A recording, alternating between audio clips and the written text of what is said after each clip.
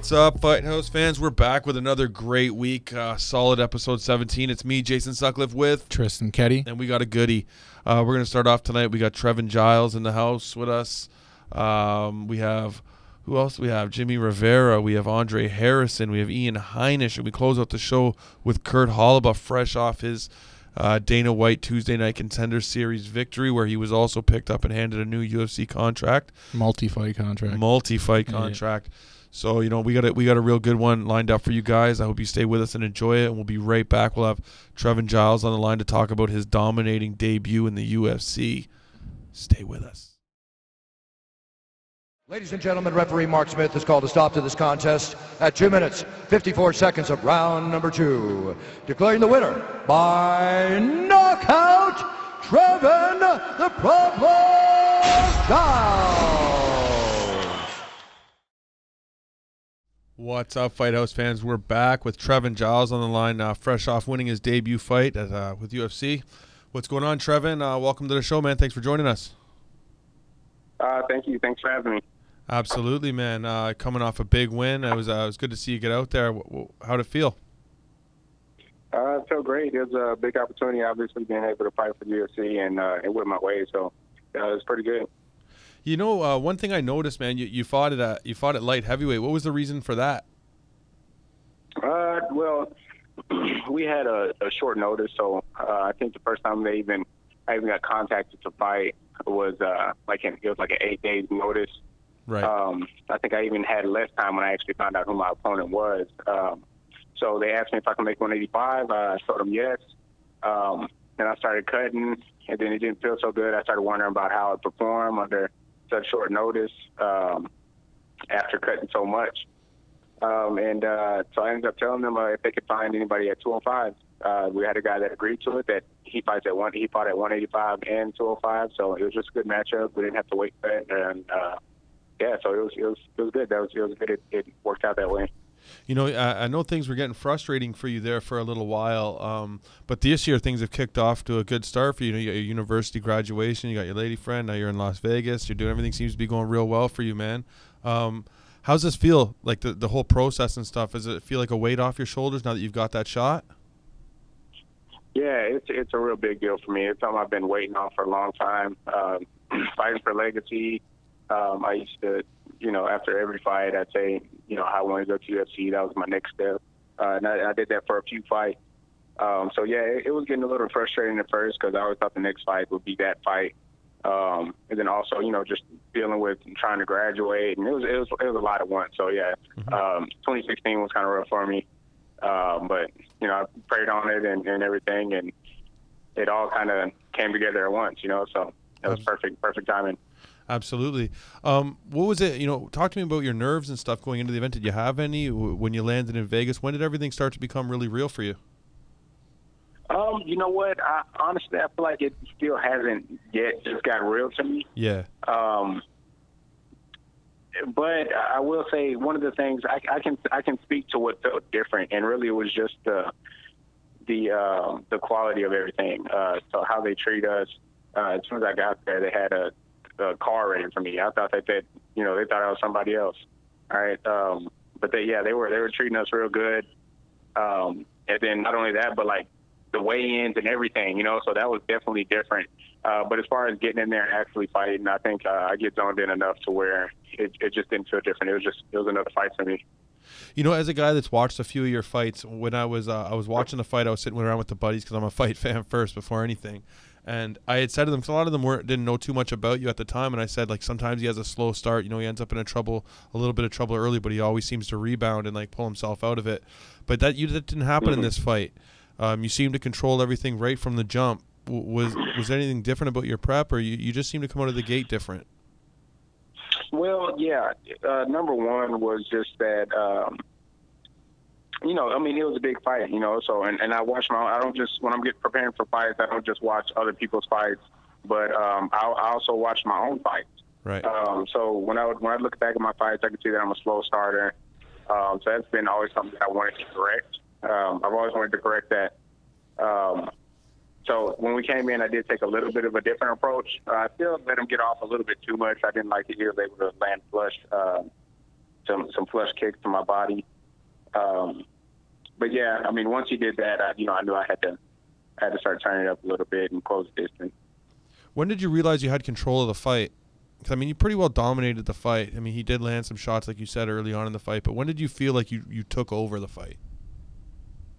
There was a point where, actually, when I came out the second round, after the first round, took him down a few times. After I did that, I could see him the way he came out. After I dropped those elbows on him, I believe. I punished him. I punished him with those elbows. So when he came out the second round, I could see he wasn't as confident. He was slowing down. He threw this side kick at me that was pretty slow. From right there, I knew it. I knew it was pretty much over. Either I landed a big shot or I get him down again and pound him out. And that's how it ended up there. So yeah, that's when I could tell though, is when he came out second round, he was slower. Yeah, you definitely took a lot out of him, for sure. I think like you said, the takedown kind of took his heart away, I think, a little bit with the elbows and stuff. Overall, It was pretty well. I think Joe Rogan said it best when he said a debut doesn't get better than that. Like, you can't get much better. How did you feel about your performance as a whole? Yeah, as a whole, I think it was great, man. I mean, I got into a UFC fight and I won, and then on top of that, I did it in a dominating fashion. So yeah, I thought it was great. Yeah, I agree with him. I think it couldn't have gone much better than that. Again, I mean, but I'm always looking at little mistakes and stuff like that. So I think my distancing and everything could have been a little bit better. But yeah, for the most part, I'm completely pleased with it. Are you making the immediate jump down to 185, or what's your plan? Yeah, I'm definitely going down to 185. Yeah. That 205 was just, I can't speak too much on the future because, you never know what happens. But Sure. As far as I'm concerned right now, 205, that weight class is just a one-time thing, just because I had the short notice and and I wasn't quite, my weight wasn't quite where it should have been, so I'm correcting those things now. So, if I get another short notice call, I'll be ready and I'll be able to cut that weight. And I'll be fighting at 185. That'll be my weight class. What are you doing as far as training? Are you staying with Elite? I know you spent some time at AKA. Are you going to be moving to a different gym? What are you doing? What's your program? Well, we're kind of still sorting that out right now. Right now, I'm really thinking about just being here primarily at Elite Mixed Martial Arts, and then going around, kind of like the surrounding areas. Like I might go to Dallas or to Louisiana and train with different people, just, traveling around and poke around a little bit, looking for different bodies and different styles and stuff like that. So I think the talent is around. I think it's in Texas. It's here. You just got to find it and then try to bring a good group of guys together. Fair enough. Did you have a chance to talk to, the matchmakers or Dana or anybody like that after the fight? No, I really just got interviewed a few times, but no, I didn't really talk to anybody. I had a lot of people ask me who I, wanted to match up with and everything. But I don't really have any requests or anything like that. Just starting off, I'm trying to earn my way, to get to the bigger fights. So right now, whoever the UFC throws at me and, whoever I end up getting a call for, that's what I'll start preparing for. Yeah, man, you made a huge statement the other night. I'm sure a lot of the 185ers were put on notice that you're coming. One question I have here. What was the new UFC facility like? I know I've seen on social media you spent a great bit of time there while you were in Vegas. What was that like? Can you say that one more time? The new training facility in Vegas, the UFC Training Center, I think it's called. What was that like? Oh yeah, that place is ridiculous. Like it's crazy. Yeah, so they have like everything there. There's nothing there that they didn't have. So it was crazy to see, everything being in one spot like that. It's like a dream gym. So yeah, it was wonderful. It was ridiculous. Right now, like obviously, you got the biggest opportunity of your life. You seized the moment, you took advantage of it, and things are heading in the right direction for you.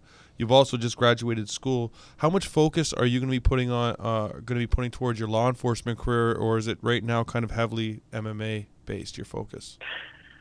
Well, right now, really, I'm just trying to see what kind of time gap I have. Mm-hmm. It's hard to tell right now, but if I get a decent enough time gap, ideally what I would like to do is actually be able to complete the police academy. Yeah. and then be able to have some fights, you know, because once I go into the police academy, they won't really let me do a whole lot of stuff. But afterwards, then, you know, I'd be fine. But if I end up getting a fight soon, if I hear about a fight soon, then I'll just put my focus there. So I guess it just depends on how on how often I get to fight, like how close together the fights are. Right. Makes sense. What was your walk like? You know, like I know this is a first experience for you. So what was it like, you know, to be coming out from behind the curtain, make that walk down to the octagon, and how did it compare to like other walks you've made in other promotions, like maybe a bit smaller, with your like legacy RFA and things like that? You know what? I honestly, when I came out, when I was walking, I just felt like I belonged. I didn't feel a bunch of nerves, anything. I was just pretty much embracing the moment. Yeah, again, I just felt like I belonged there. I kind of felt like I was home, right? So I felt good walking out. It was quite a different experience. Usually I have a little bit of the jitters and stuff like that, and you know, I started thinking about a lot of different things. I was extremely focused and I was comfortable. Yeah, so I mean, I guess the best way to describe it is just me feeling at home. What was your Vegas experience like out there? You had your girl with you, I know. Did you guys get to enjoy any time after the fight? Oh yeah, Vegas is pretty nice. I mean, it was, to be honest, it was quite much for me. I'm more of a simple person. There was a lot of fancy stuff going on. Like, it was like a whole new world. Especially with all these buildings and all the advertisement and all this stuff. The Strip is ridiculous. So yeah, it was a lot to process, but we had a lot of fun. They set us up in a good nice hotel. We got to walk around, go in some of the casinos. We went. I took my girlfriend to a dinner on this place called the Top of the World. It was pretty good. Sweet. So it was all new to me. So we enjoyed it. Nice. You know, you say you're a simple guy, but you know, as you rack up these wins and you start to walk up the ladder there, things change. A lot of things get thrown your way, spotlight and interviews and all these different things. How do you plan to deal with all that? I'll just deal with it as it comes. You know, I think that it'll just be, I'll just adjust. All right, like I think I'm good at adapting to things, and yeah, I'll just adjust with that stuff. I understand that I'll start getting a lot of media and a lot of questions and a lot of different people talking to me, you know, so I'll just embrace it, and then I'll take it as it comes. Sweet. Any idea when you want to get back in the cage, how soon you'd like that to happen, or anything like that? If I could get a fight in August or September, I think ideally, I think September would be like perfect. I would actually say September, not August. August is pretty soon, but yeah. If I heard about a fight in August, since I'm still in good health and everything, definitely I would try and jump on that opportunity. But ideally, I think September would be great, so I can add some more tools and stuff to my arsenal and make sure I'm nice and rested and everything. Yeah, man. Well, listen, I hope to see you back in there in September. I look forward to watching you make your run at middleweight, man. I've thought that you're one of the best 185ers in the world for a while now, so I really look forward to seeing you make that march, and also want to thank you for spending some time with us here at the Fight House, man. Really appreciate it. Hey, thanks so much for having me, man. Thank you. Absolutely, man. You have yourself a great night, Trevin, and again, thank you, man. Really appreciate it. All right, same to you. Thank you. All right, later, Bye. man. You know, it's nice to see a guy that you've interviewed a few times, like he makes it, you know? Like, yeah, I was just going to say that when you started doing this, that's what you kind of imagine. You grow these relationships with these fighters, and eventually you get to celebrate with them. You know, even though it sounds silly, but you do. And I was watching the fight, and then I was like, I saw that, like I said, the odds were in his favor heavily, so I wasn't too worried. But at the same time, you want to see him succeed, and to see him do it in that fashion, as well as the gifts being on Reddit and seeing him above a lot of the main card gifts and stuff. I can kind of gauge how much exposure he's getting, where he's at, and he's doing very well. So sure, and it's just. Like when you get, like you said, like you get into this, and you start interviewing fighters and stuff like that, and it gets a different feeling. It just is. Yeah. Like I was sitting around with the boys watching the fights and stuff like that, and it's like, who's this Giles guy? I'm like, oh man, this guy, he's 185er. He did this, he's fought this. He's fought some big guys. He fought Ryan Spann. Ryan Spann's fought at 205. Like, I think he'll do all right. Like I'm spitting out all these facts, and people are like, Jay, like, how do you know? how do you know this guy? And It's it's my like, job. it's what I do, you know. And like I told him, like he's gonna win this fight. Like I'm telling you right now. By no means looked small in there at 205. So like 185 pounds. I mean, it's gonna. Well, be he's enough. not even a huge 185er. That's true. He's a middle size Yeah. 185er. He's fair size. He's not small, True. but he's not huge. That's why I was really shocked when I seen that he was fighting at 205. Makes sense though with like the late and the late notice and all that kind of stuff. The But way he controlled the cage though at 205, it's going to be interesting how effective he's going to be at 185 pounds. he's so mellow, man. He lulls people in. I'm telling you, he's so relaxed. Like when you see him fight, and I think guys just underestimate him. Then when he explodes, it's like, whoa, they're not ready. You know, well. We'll see what happens, man. I think he's going to make a good run. I think he's going to make a good splash with the way the division's aging and stuff. They don't have a lot of good young contenders. I think he's got something special. It's true. It's really collapsed over the last 6, or just not collapsed, but it's the landscape has changed significantly over the last 6 months. It's and unbelievable. I imagine that it's going to continue to. Yeah, Bisping's out for after he said he's out in the next couple fights. He's probably going to retire. Yoel Romero's 40. Jacare just lost. Gegard's gone. Yeah, no, it's what I'm unbelievable. saying. Like you have literally like even Weidman's getting. He's 32. Like he's starting. He needs to get a win.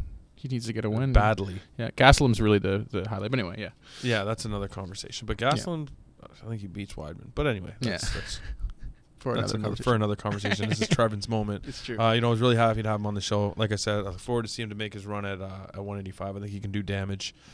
And with that, it is what it is. And who do we have up next? Who's next on the line here? We have, I believe it's Jimmie Rivera. Jimmie Rivera. I'm really looking forward to that. I loved watching his fight against Uriah Faber. It dominated it. The sky's the limit for that guy, too. Yeah. Everyone stay with us. Don't go nowhere. We're going to be right back with Jimmie Rivera on the line. Talk to you soon. Ladies and gentlemen, after 3 rounds, we go to the judges' scorecards for a decision. All 3 judges score this contest 30-27 for the winner by unanimous decision, Jimmie El Terror Rivera.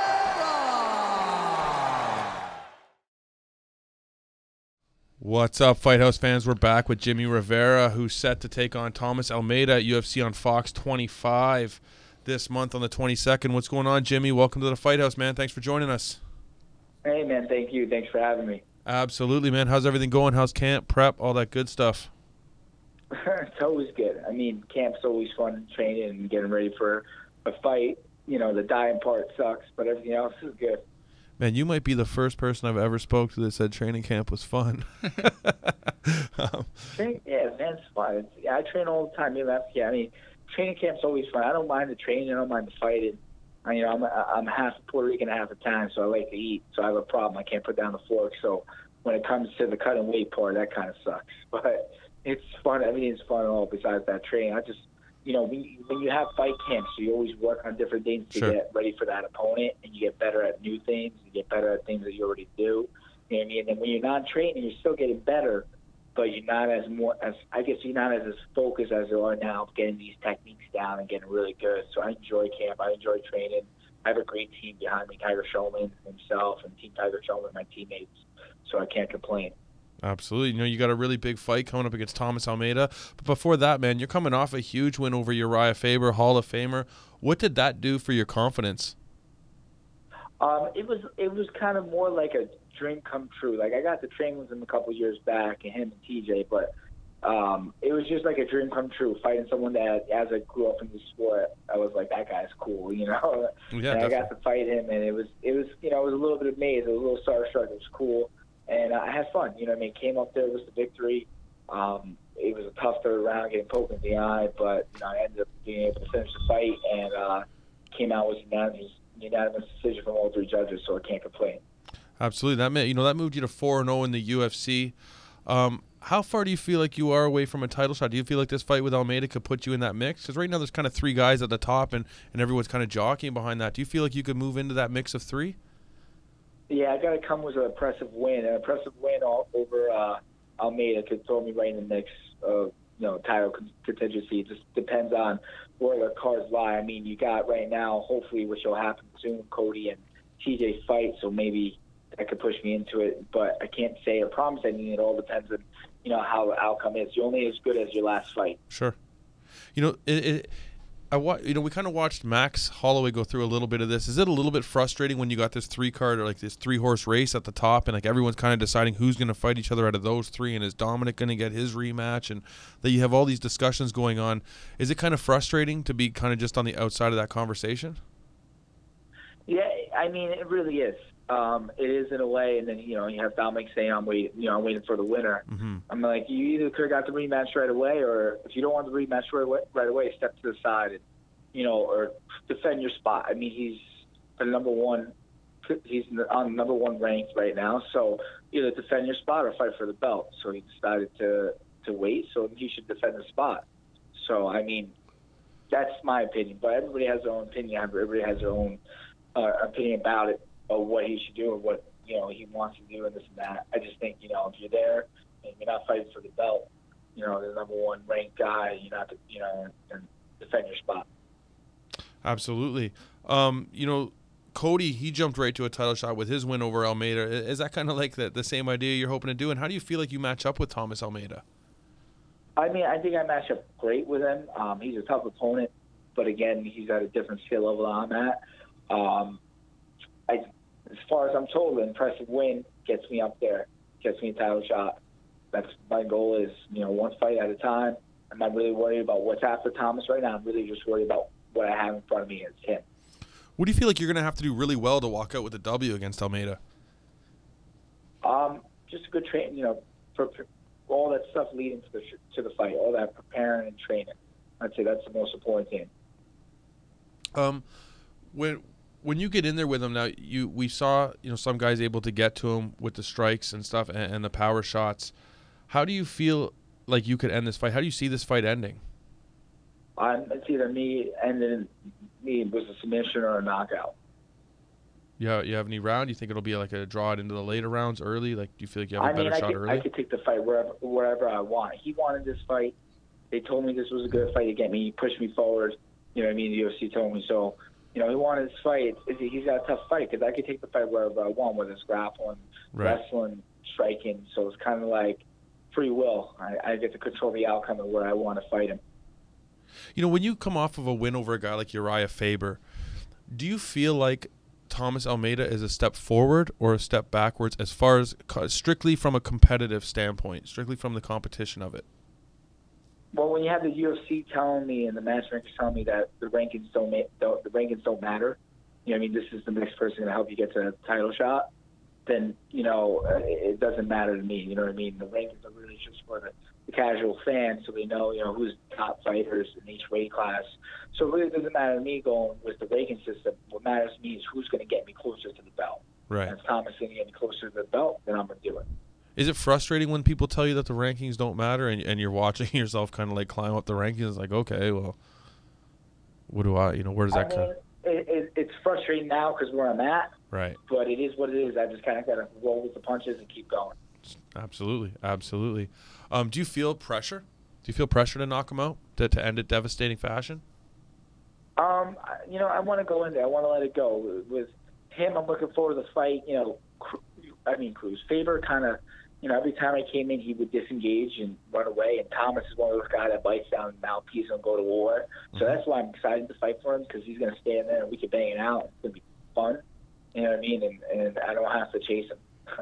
Fair enough. If we put the belt aside and we talk about, those guys sitting at the top, TJ Dillashaw, Dominic Cruz, Cody Garbrandt, put the title aside, which one of those guys would you like to fight stylistically for yourself as a fighter?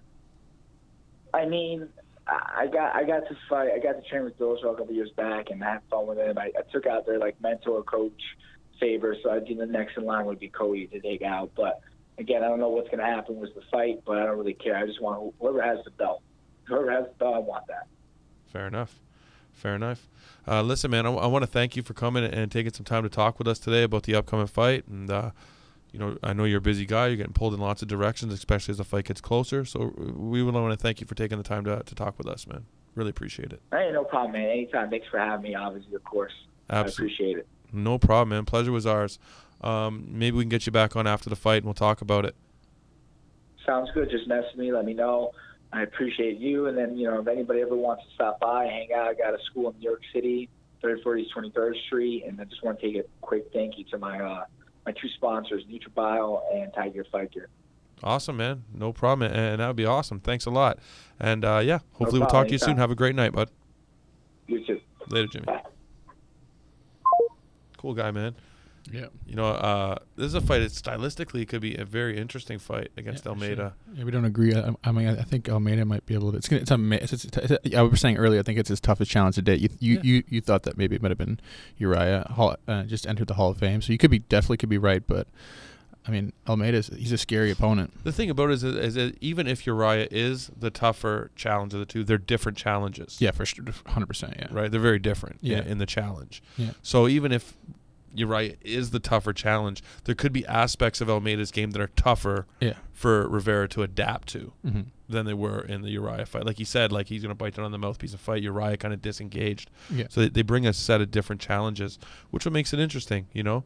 But he has an unbelievable. I mean, Rivera has an unbelievable record, and there's no doubt that he could definitely take the fight. And you know, I just want to see some fresh faces at the top of the 35 division. I'm tired of having this three horse conversation. Yeah. Now that Cruz has been dethroned, there's almost no. I'm not eager to see him back in there with a rematch against TJ and or. I'll tell you how my feelings are on it. I feel like it's a weird. Like it's a weird dynamic between the three of them. Like I feel like Garbrandt can beat Cruz, Cruz can beat TJ, and TJ might be able to beat Garbrandt. I feel like. Yeah, it's possible. You know, I could agree with that. You know, I don't. If I'm a betting man, I'm betting on Garbrandt. You just showed me a lot in the Cruz fight that really impressed me. But it could happen. TJ could beat him. But stylistically, I don't think TJ can beat Cruz.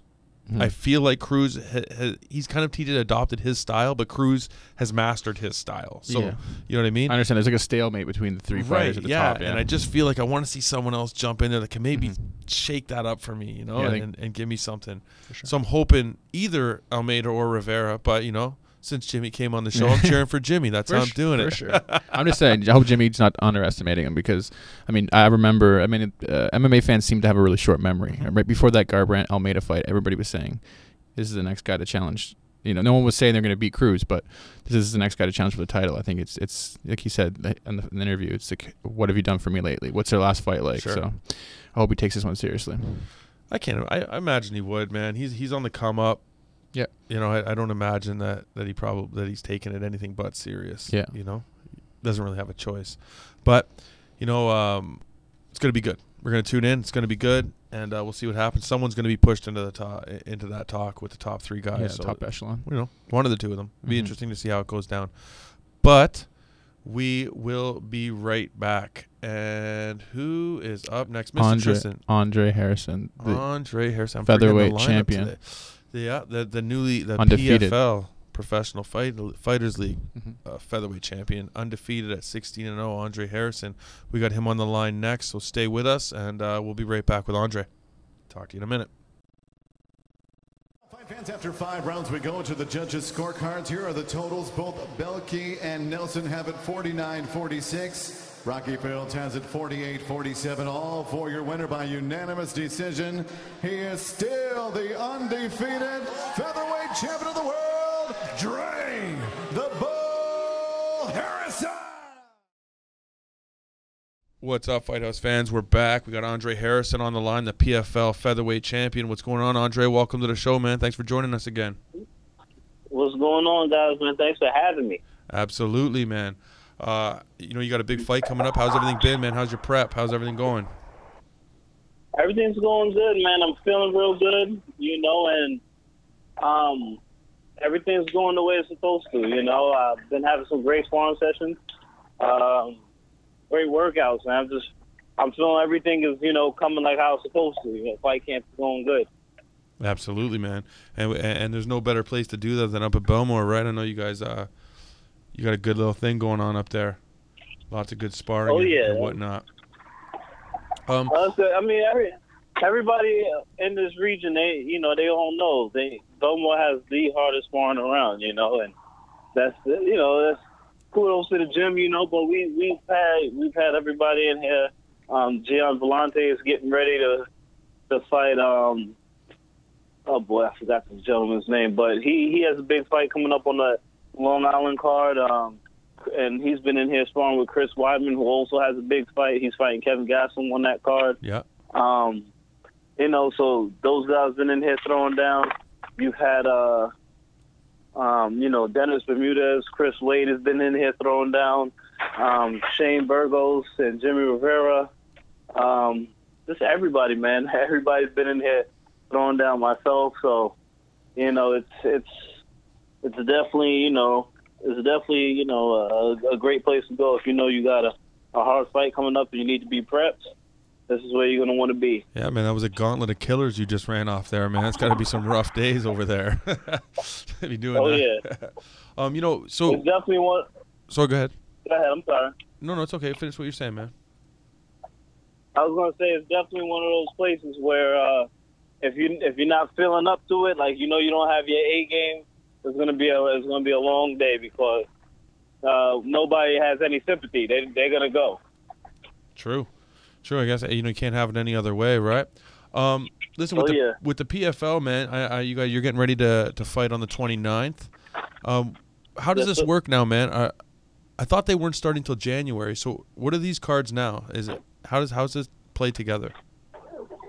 All right. So if you were to think of it as like a tournament, right? Whenever you have a tournament, you would have seeds. Okay. And so these seeds are what we're fighting for is seeds in the tournament. So if you know we win right now, then we oh boy. If you win right now, then you'll be able to you know, be a high seed when the tournament starts in January. You know, so right now that's what we're fighting for.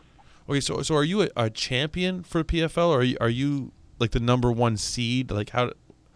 I'm trying to figure all this out, man. Well, I guess a proper way to say it would be I'd be the #1 seed. Right. And PFL, any and every champion will be crowned at the end of the year. Right. Okay. So then, so right now you're just fighting for a seed, essentially. Yeah. For the new year, for when the tournament starts. Yeah. Man, how excited are you for that $1 million purse? Tell the truth. Say that one more time. I'm sorry. I said, how excited are you for that $1 million purse, man? Tell the truth. Oh man, I'm very excited. You know, I bet you are. The whole thing about that is you know you got to make it there. So sure. You know, it's one of those things where it's like it pop in your head, like, man, I got a chance, you know, to get one of those paydays that, you know, certain people only dream about. Sure.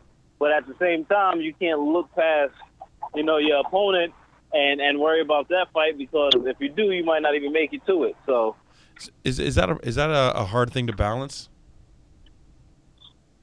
Do you know what I mean? Is that a what? I'm sorry. I said, is it a hard thing to balance? Like when you get in your head, like you're talking about a payday. I mean, you haven't. I'm assuming based on like fighter pay, you probably haven't seen anything close to $1 million, right? So yeah, is it hard to balance that, like to not feel that and not think about that? To a certain extent, yeah. You know, because again, you know,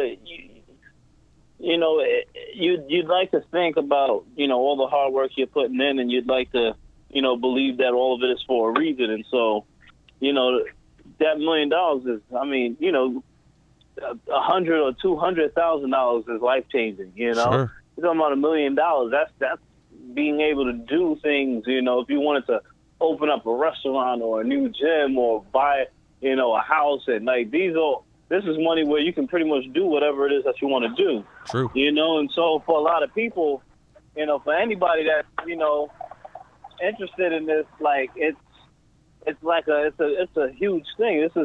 This is your life right now, you know. So absolutely. It's a very crucial year, you know. You know, you have your fight coming up with Steven Rodriguez. Talk about that for a minute, man. How do you feel like you match up in that fight? He's 10-2, tough guy. I feel like it's a good fight because he goes forward and pushes the pace, you know, and he's not scared to throw. You know, he will do it all. He shoots, he strikes, he does whatever he needs to do. So, you know, I think it makes for an interesting fight because he's gonna be looking to try and take me down at some point in time. There may come a time where I might be looking to go and try and take him down. You know, so you know it's gonna be one of those things where both guys are gonna be pushing to impose their will. So it's all going to come down to who's going to be successful at that, So I think it'd be fun. When you get in there with a guy and you know he's well-rounded like that and he's going to be coming in for shots, does it get imperative for you at some point to try to get a takedown and maybe secure a round or make sure you don't lose a round by allowing him like a late takedown? Does that something that starts to creep into your your thoughts? Well, I mean, my whole thing is, again, I grew up wrestling, man, so for me to give up a takedown is a shot to the ego to begin with, sure. So I don't want anybody to take me down. It doesn't matter who it is or when it is or whenever, that's just one of my things. But definitely, you do got to keep that in your mind. Like, you don't want to sit up there and allow somebody to get a late takedown and, possibly steal a round that you might have been winning up until that point. Mm-hmm. And so, I'll be looking to do a lot of things. My last fight, I think I displayed a lot of stand-up. And, I stuffed some takedowns and stuff like that. And fight before that, you saw a takedown, you saw some grappling. So, it's one of those things that people are going to have to start guessing now. What do they got to prepare for when they're getting ready to get into a fight with me? 100%. That's the one thing about the fight with Palmer that I thought was incredible was just how good your striking was, given the fact that you come in as a wrestler. Like your counter punches were on point. They were powerful. You were hurting them. So I think you're definitely onto something when you say like people are getting to the point now with you where it's like pick your poison type of thing. What do you want to deal with? Absolutely. So after this fight at the end of July, is that it for you for this year until the new year? Or are you going to try to get in there one more time? What's your plan? I don't know. Anybody that knows me knows I'm an action junkie. Absolutely. And I know they have a fight in Vegas in October. I highly doubt I'll be able to get on that, but I do know they have a fight card in November, and that's going to be in Washington, D.C. And again, my sister lives in Washington. I think the arena may be like 20, 30 minutes away from my house, and I have a lot of friends that that I grew up with, that live out there, and some friends that I went to high school with that moved out there, and I've hung out there on a number of occasions, so it'd be cool for me to get a fight, in November over there. So I'm definitely, God willing, all goes well in this fight. I'm definitely gonna, petition to try and get right back on that November card. So, I live in the gym. Like I'm here. A lot of people say I'm in the gym all the time. Well, it's an understatement for me. Like I am always at the gym. I'm like in one of 3 different places. 2 of them are gyms. So. Where do you feel like you're gonna have the biggest advantage when you step in there with Rodriguez? Where do you think you're gonna step ahead of him? Man. Honestly, like I'm looking at myself and looking at him. I think I'm a better striker. And I think I have the better wrestling. I didn't even get a clear cut of his jiu-jitsu, but I know, out of his 10 wins, 6 of them has come by, way of submission. Mm-hmm. And so I know he has a respectable ground game, and so I don't know what that's like, but at the end of the day, I train in all facets of the game, man, extremely hard. And so I feel like my striking is better. I feel like my wrestling and everything is better. So I don't see an area where he's better than me at. Do you feel like you're not getting your due at 145? Like, people start talking about the best 145ers in the world. Rarely, do you hear your name brought up? Does that bother you at all that people don't give you that credit at 16-0 as a world champion? You're kind of not brought up as one of the top 145ers when people generally have that conversation. Yeah, I mean, no, it doesn't bother me only because I'm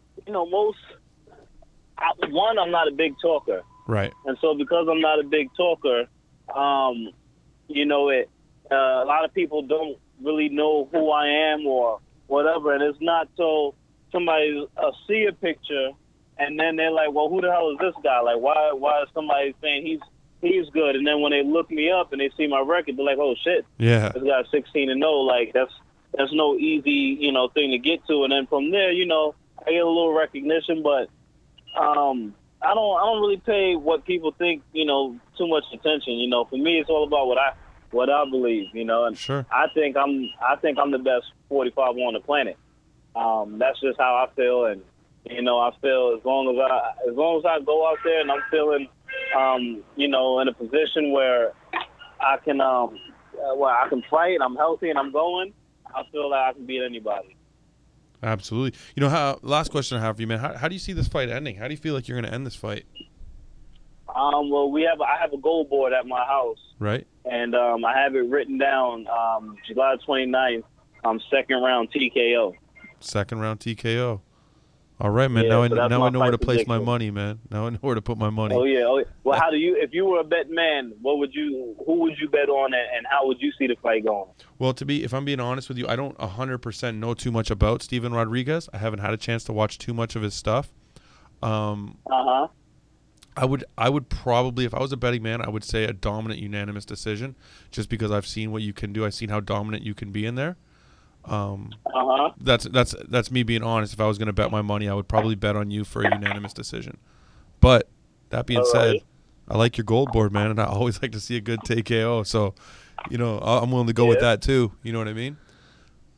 Yes, sir. Yes, sir. But listen, like I said, I'm looking forward to the fight. I always like watching you fight. It's always entertaining, man. You always go in there and you put it all on the line, and I really appreciate that. Thank you. As a fan and as a guy that, you know, does the podcast and stuff, a MMA journalist, I appreciate it all. So thanks a lot. You, man. I'll be tuning in. I appreciate it. Absolutely, and best of luck. Thank you. Absolutely, man. Thank you. Hopefully we'll get you back on the show again after the fight. We can talk a little bit about it and what's next and all that good shit. I'm game. I'm game. Just let me know when, and I'll be on. All right, brother. Thanks a lot for coming, man. All right. No problem. Have a great night. You too, man. Nothing but killers on the show tonight. Yeah. Just straight killers. Guy's a beast, man. I just added it up. A combined 72-5 record from all of our guests tonight. Yeah. Yeah, man. Killers. He's a guy I really have a lot of respect for, man. I think that he's gonna go far. I think he's gonna go really far. Whatever he decided to do. If he decides to stay with the PFL, I don't blame him. He needs to contact my boy Delani to let him know how to promote himself, because his record. You made a great point by saying, like, does it frustrate you by, you know, the fact that no one speaks of you? Like I've mentioned him a couple times to some of my friends, just a similar situation when you're watching fights. It's like, this guy's the next up and comer that's going to do some serious damage. And, you know, Trevin Giles was that guy I reviewed the other night, and then I know that time's coming. Maybe it will be when he wins that $1 million, because I mean, at this point you got to say that he's a pretty heavy favorite in that division. I can't imagine I can't imagine a 145er who's not currently with a major promotion giving him a hard time. I really don't. Like, I think I respect him for not looking that far ahead. Yeah. But at the end of the day, man, I think that $1 million is locked up for him. You know, anything can happen. Anything can happen, but I feel like it is too, barring like an injury or something that where, you know, self-induced. He's definitely got to be the odds-on favorite. But listen, we have another undefeated killer coming up, LFA middleweight Ian Heinisch, great fighter, great fighter.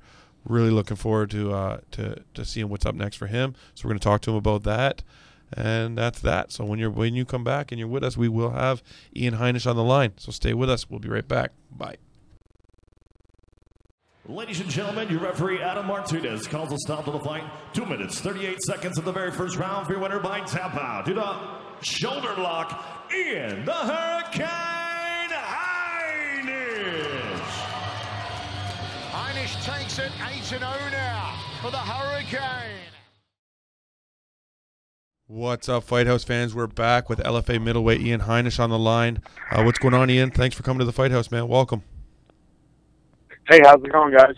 Everything's going good, man. Everything's going good. How's everything on your end? Everything's good, man. You know, just training really hard and, you know, just staying super positive, and got some big things in the future for sure. Absolutely, man. I bet you got your eyes peeled on that LFA middleweight title. Did you happen to check out the title fight?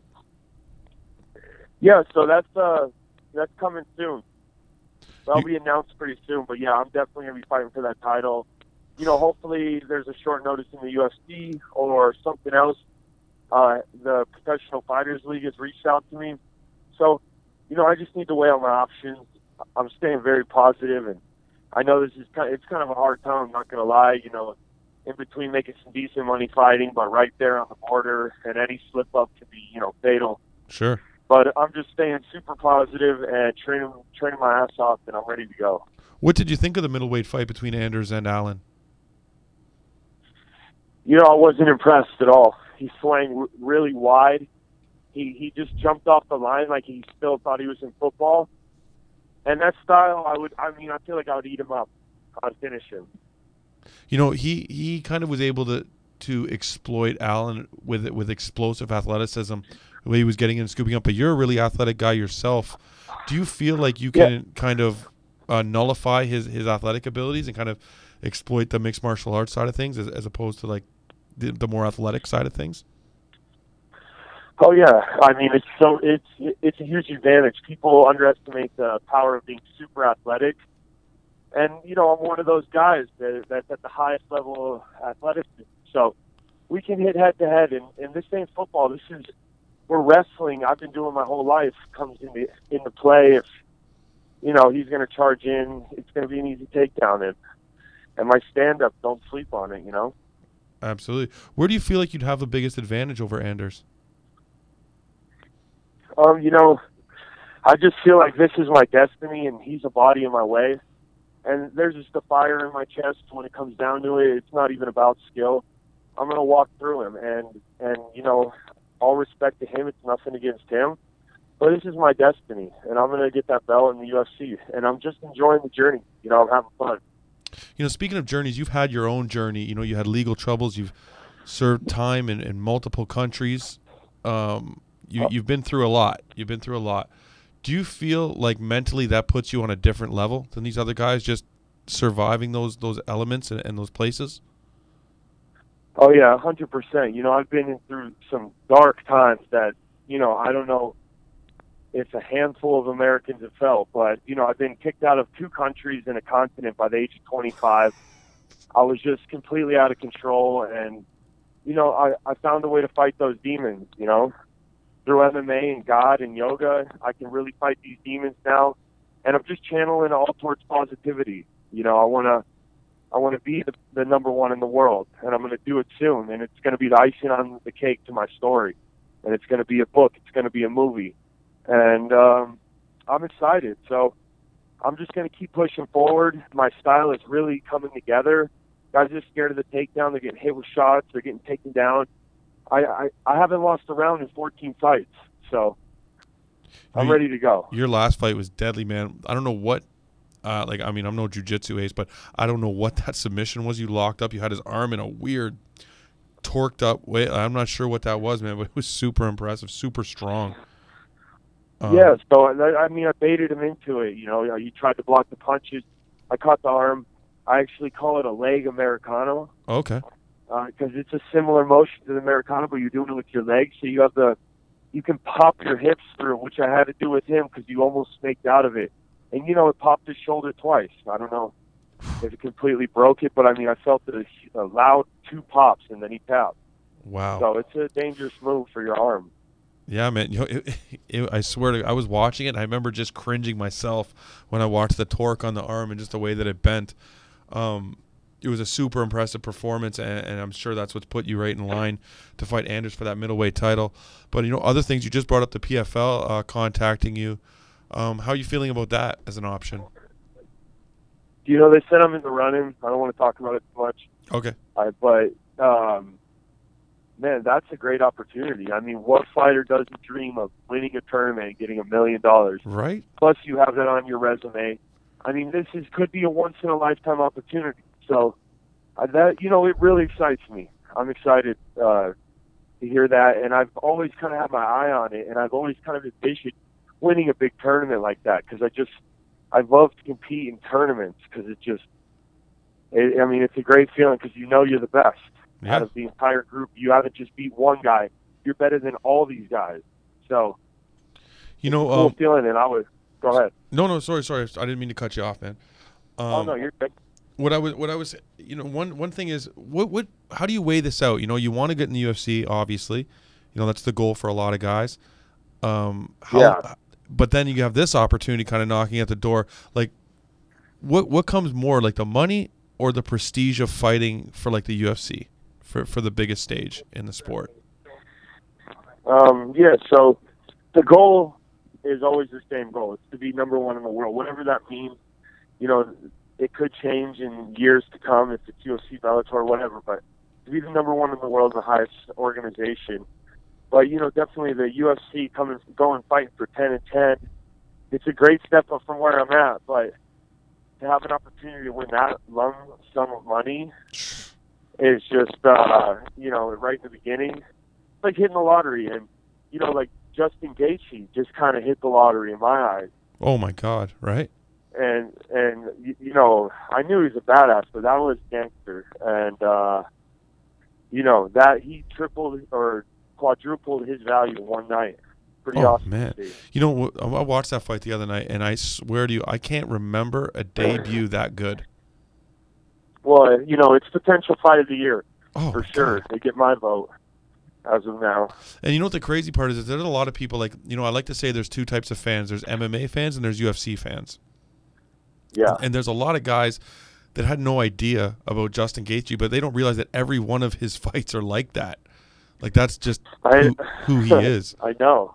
And I mean, he is just a fan favorite, so fun to watch. I mean, if that was someone who cared about him, I'd be a little worried for him. Right. Know? Yeah, no, definitely. You know, keep going out there taking that kind of damage.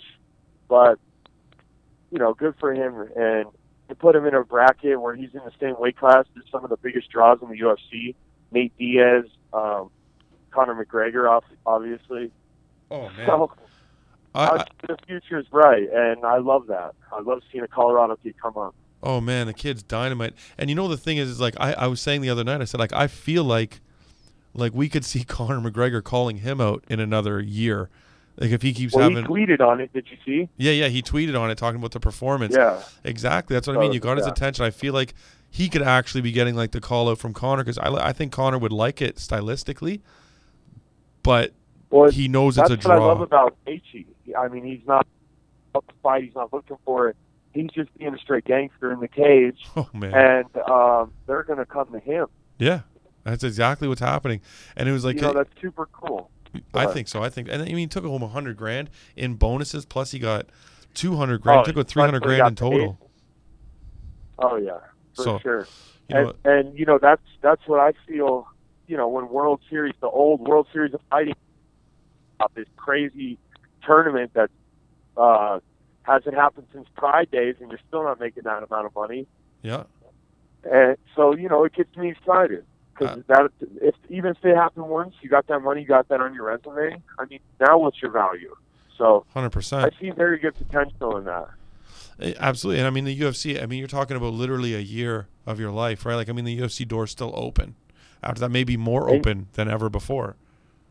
Oh, and you're still growing. Like, I like how he took his time getting that experience before you get in the UFC. Because I have teammates that have gotten in the UFC so young when they were, and they really didn't have the right experience, and they wish they waited. Yeah. You know?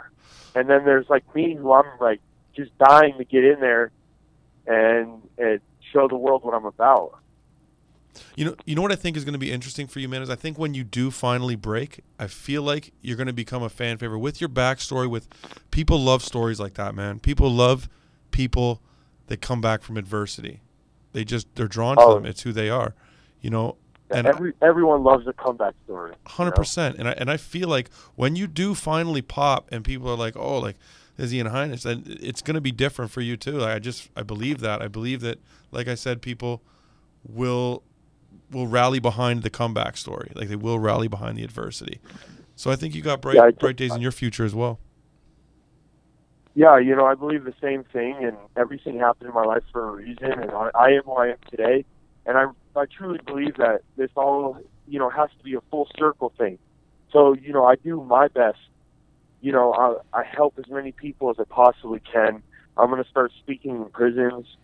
That is my complete goal, and I'm working with the church for that. And eventually, you know, one of this gym, couple teams kind of have this opportunity that I had to train in prison, clear my mind, get away from all the distractions, and, you know, build some real discipline that I could use for the rest of my life to be successful. You know, we spoke before, and you were talking about how you had a disdain almost for the American prison system. Do you feel like when you get your name gets out there and you build that kind of a following that you can maybe make some changes there in the way we deal with things just by drawing that kind of attention? Anything's possible through God, and I believe it could happen. It's going to be tough because it's the government, but as long as I can get this gym going and see the success that it has, that's just one thing that I'm doing to help, however many people I can, and change it a little, because I believe the gym could produce champions. I mean, because these kids are going to be fighting for their lives, literally. Absolutely. When you were in Spain in prison, it was Spain, right? Yeah, Spain. Yeah. You were Spain and New York. Yeah, you were doing a lot of wrestling in Spain, and I read in a couple articles that at one point they were even talking about having you wrestle in Spain once you got out of prison. The president of the federation wrote a letter to the warden because they brought a professional team off the street, guys who already made money, and I walked through the whole team, and just with whatever kind of training we had. But they were very interested in me and one other American I was with. When did you make it your focus to be a world champion? Was it in the system? Was it after you were out of prison? When did that happen? It started in wrestling. I wanted to be the best at what I do. It wasn't money. It wasn't sustainable. I wasn't the school, college type of guy. That I love the wrestling aspect of it, but I just feel like it's my destiny. I envision it happening in my head all the time. It's icing on the cake to my story, and it's going to impact the world. Definitely.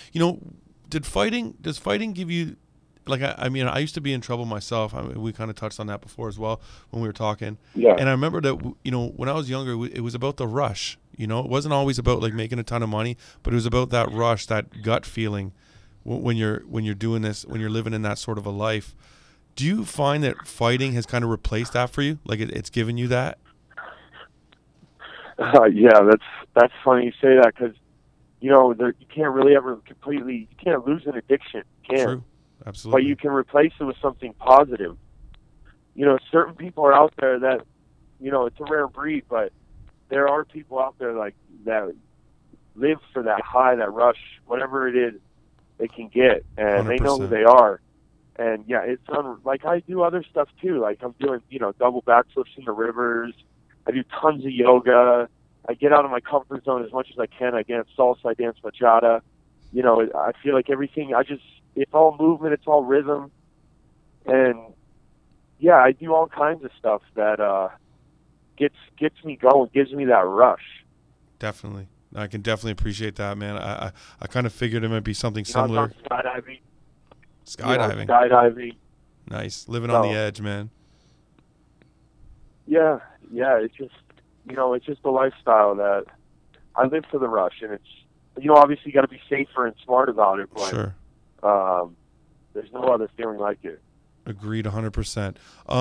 Before we let you go, when can we expect a decision to be made as far as your career? When can we expect to see you back in the cage, and whether it's either with PFL, LFA, whatever the story?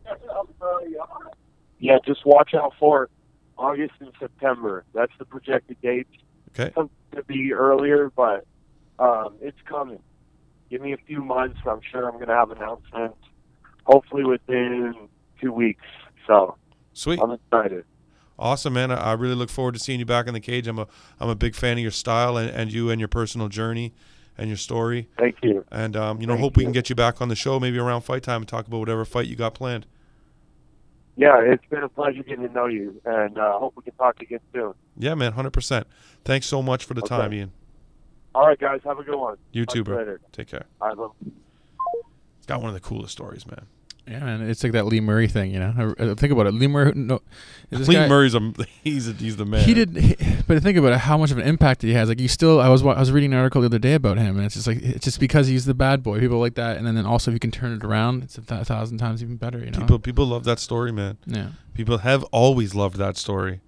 Yeah, since the beginning of mankind, dude. Yeah, people love the 50 Cent, I think, said it best. He said America's got a thing for this gangster shit. Well, that's what America's about. America's about trying your best. Yeah. Sometimes it's not, your intentions aren't the best, and then it is what it is, just man. Stepping back up and correcting the mistakes. I've been a guy that's been in a bit of trouble. I really appreciate a guy that can bounce back like that. Yeah, I know that that's not easy. It is not an easy thing to live like a life of crime, and you're doing all these things, and then to come all the way back to success, to like large success. Yeah. That's an incredibly difficult journey to make. So hats off to him, man. And he's an amazing guy with an amazing story, and he's on an amazing journey. I can't wait to see where it takes him, whether that be PFL, UFC, LFA, whatever, whatever it is. It's going to be exciting. That $1 million check has got everybody thinking, though, rethinking. Straight. It's exactly. What's funny, we think the podcast we first announced maybe a couple of months ago, and we were saying it's like that's going to make people sit back and just wait a minute, because that offer's going to come in. They need to fill out those rosters and create depth, because they want to. You can put $1 million up, but are the fans going to care? You still need some talent. 100%. So there seems like they're doing that. They're pitching to people. So well, listen, we're going to be back with the last interview of the evening, and we have the man Kurt Holobaugh, who's straight off his win yesterday on Dana White's Contender Series, got picked up by the UFC. Dana announced it yesterday, so we're going to talk to him. We're going to see what he has to say about that. It's going to be a good one. Stay with us, Kurt Holobaugh, as soon as we get back. Peace. At the end of the first round, we have winner by knockout, Kurt Holobaugh. Congratulations, baby. What a performance. What's up, Fight House peeps? We're back on the line with none other than Kurt Holobaugh, fresh off his win on Dana White's Tuesday Night Contender Series, where he was also picked up and handed a UFC contract. What's going on, Kurt? Welcome to the show, man. Hey, what's going on, man? Thanks for having me. Absolutely. Big night yesterday night, man. What were your thoughts on your performance? I'm actually a little critical of my performance. I thought I was reacting a little bit too slow, but I felt that I started to pick it up around a minute in, and everything started to flow for me. But I don't think I started that the way I wanted to. Man, I watched the fight last night, and I thought that the biggest difference in the fight was power. You seemed to pack just a much harder punch. Like, when the punches you were landing were just far more effective. Did you feel like there was a huge power advantage for you in the fight once you guys started exchanging? Yeah, I did. I felt whenever my punches started landing, man, I really felt like they was really sticking to his face. I could feel every punch land, and I could hear it. The biggest difference from, me in the past and me now is I've always had incredible speed, but I never sit down on my punches. Right. I've been working a lot on my striking, so now I start to sit down on my punches, which generates a lot more power. And as you see now, I'm starting to put guys away. What were your nerves like yesterday, man? Knowing that you're in a situation where you're on the Contender Series, but not everyone's going to go to the UFC. Like, he's basically got a hand. First, you have to win, and then he has to pick you, Dana, in order for you to get that. Were you feeling nerves to perform yesterday? No, I don't think I really had a lot of nerves. I'm a veteran. I've been in a lot of fights, fought in a lot of promotions all around the world. So, really, this is nothing different. I didn't feel like there was anything different. I felt like I was where I belong. So, I just kind of enjoyed the week that I had out in Vegas and, went with it. Absolutely. When you, were you paying attention to the fights before you? Like, you guys were last to go. Were you aware of what had happened in the other fights? A little bit. They had the TV in the back in the locker room. So, I was kind of keeping an eye on it. I know a few of the guys, kind of talked to them a little bit while we were down there. So I was kind of keeping an eye on it, but for the most part, I was staying loose, staying stretched, and, staying warm. When you got the knockout and you knocked Bassett out and you realized it was done, did you know, did you feel real confident that you were going to get picked up by Dana with that kind of a performance? I did. I didn't think there was any way that, Dana wasn't going to pick me up because, all in all, I do think that I started to fight a little slower than I wanted to. I do feel like I fought a lot like Justin Gaethje and Michael Johnson was fighting in their fight. And, so I felt with the pressure coming forward and me landing big punches and me getting a knockout like I did, it wasn't even a doubt in my mind that I was going to the UFC after that. This is going to be your second trip back. You're making your comeback to the UFC.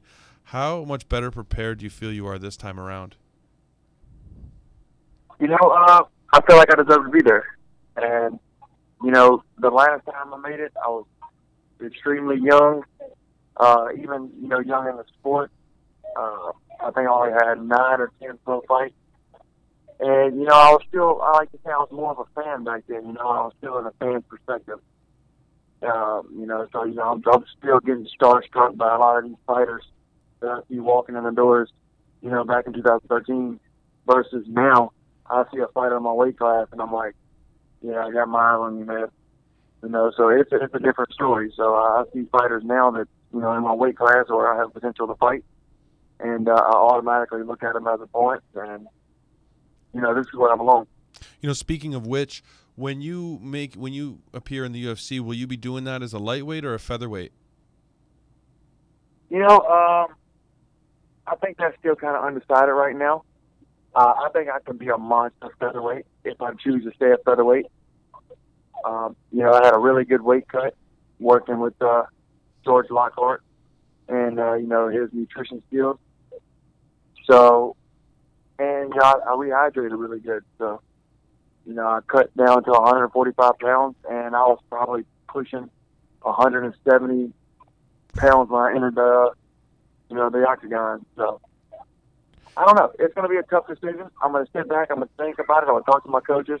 We're going to probably, scout the UFC roster a little bit, check out some potential matchups or, who we think we might fight, and we're going to go from there. That was actually what I was just about to ask you was, like, does it at all depend on the matchups? So it does. So you're looking forward to, like, going through the roster and seeing kind of where you fit in best, where the biggest fights are, that type of deal? Yeah, I might do that. Like I said, I'm not 100% sure yet. I enjoy fighting 55. I feel great at 155 pounds, as you can see in my last 3 fights before last night.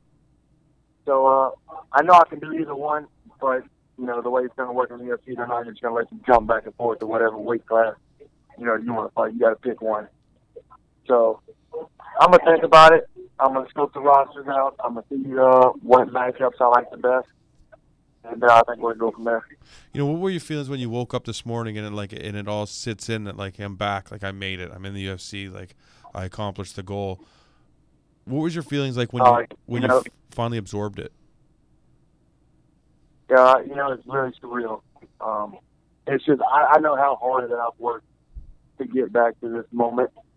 And back in 2013, when the UFC cut me, it was still, I still felt like I wasn't even supposed to make it. But, now it's like I'm here. I'm in the UFC. I've accomplished a dream. I've accomplished a goal that, many fighters, as great as the many fighters are, they may never even accomplish that. So I feel really blessed to be able to achieve this goal. Do you feel like there's some reckoning to come back for, like just how it went around for you the first time through the UFC, and the second, like, or do you have a feeling of like I want to let everybody know who I am kind of deal, and like really show them what's up this time around?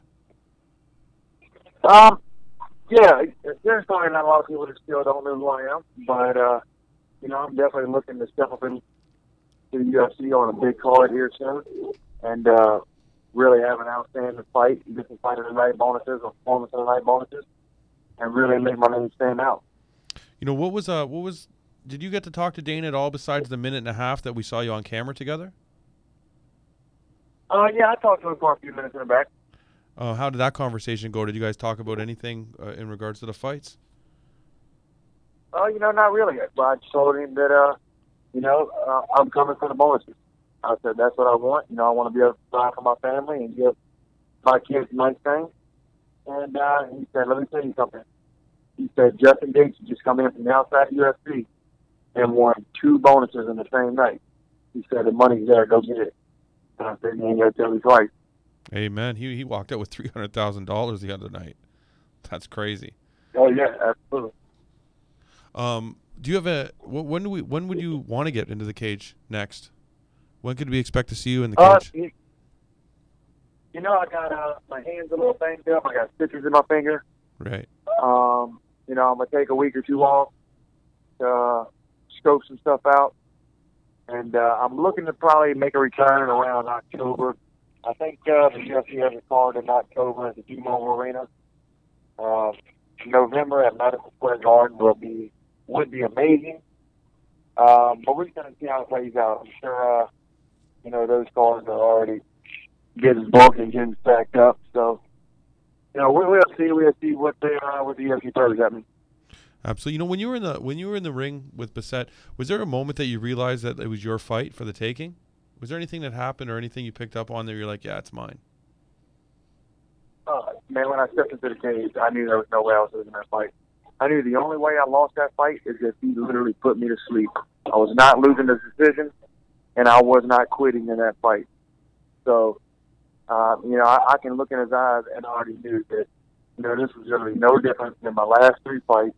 I was coming in, and I was going to walk out victorious. Was it any easier? Was it easier than was the fight any easier than you thought it was going to be?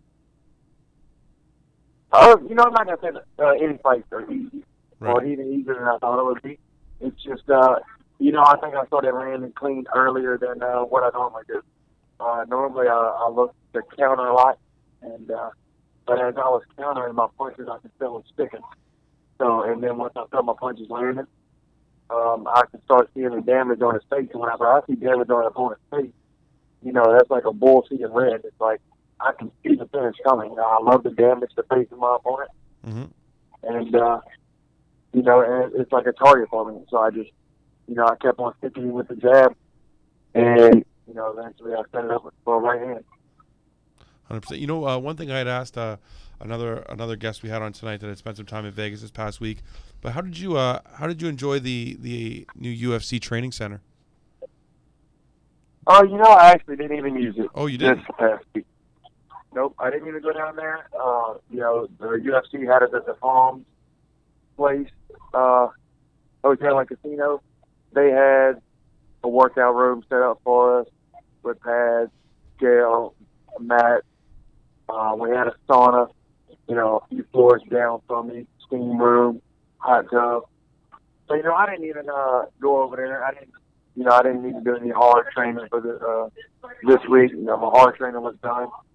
I came down here last month and, put a little work in with my training partners with me. So I have got to use it as a major facility. And you can be sure that every time I go to Vegas for any reason, I'm definitely going to be looking to get in there and use it. Absolutely. Listen, man, I want to thank you for giving us some time today. I know you're a busy guy. You're just landing from Vegas back home. Thanks a lot for making 15 minutes for us. I really appreciate it. And I look forward to seeing you back in the cage, hopefully in October. Absolutely. No problem, man. Thanks for having me. Absolutely. And congratulations on the big win, man, and getting re-signed with the UFC. It's a huge thing, man. Good for you. Yes, sir. All right. Enjoy the rest of your night, Kurt. You too. Thank you, man. All right. Man, when you get to talk to people a few times and you see that journey back, and you're just happy for them, genuinely, man. He looked like a little wrecking ball. Look kind of like I didn't make a comparison, but I mean he's got the the Mendez, like the Alvarez kind of build, powerful hooks, and just keeps coming forward, that kind of thing. He made Bissett look pretty pedestrian. He looked powerful. Yeah, more than anything to me. I was just like, fuck. Yeah. Like everything he landed, you were just like, Jesus, shit. It's true. And then Bissett, like he said, right? Like he was wearing it. But halfway through the round, he was wearing it. You could see it on his face. That he started bleeding almost immediately. It was just, to me, it was more the red. It was more knowing he's getting hit. He's getting tagged hard. Yeah. He's taking them for now, but he's getting hit hard. It was making a mess of him. Yeah. I just remember last night watching it and just being so taken in with the power of the shots. He just looked really powerful. For exactly what Dana White's looking for. He's looking for guys that he can develop, but also can put into those fights. Like I said, I think the previous podcast, he can just slide into those spots and those cards when guys drop out, and he knows they're gonna put on a great performance. 100%. Kurt's one of those guys. You're just gonna get a great performance no matter what. Yeah, well, I think he's at a point in his career, like he said, right? I was a little starstruck when I first got there. I feel like he's at a point of his career where it's I'm out here to get paid. Yeah. Let's go get some bonuses. Just like Justin Gaethje, kind of like how he was speaking, right? Yeah. So, that wraps up a good show, man. We had a lot of great guests tonight. Another excellent show. Absolutely. I look forward we won't be back next week. Next week is a well-earned vacation for me and Tristan. Yes. But we will be back the week after, and we'll be making it up to cottage country. But we will be back the week after with another star-studded lineup of fighters for you guys. So stay with us and enjoy the show, man. Tune in. Thanks for being with us. You are Jason Sutcliffe, and I'm with Tristan Keddy. And one day I'm going to get this right. That's all right. And again, guys, thanks for staying with us. I hope you guys enjoyed the show, and see you again in a couple weeks. Take it easy.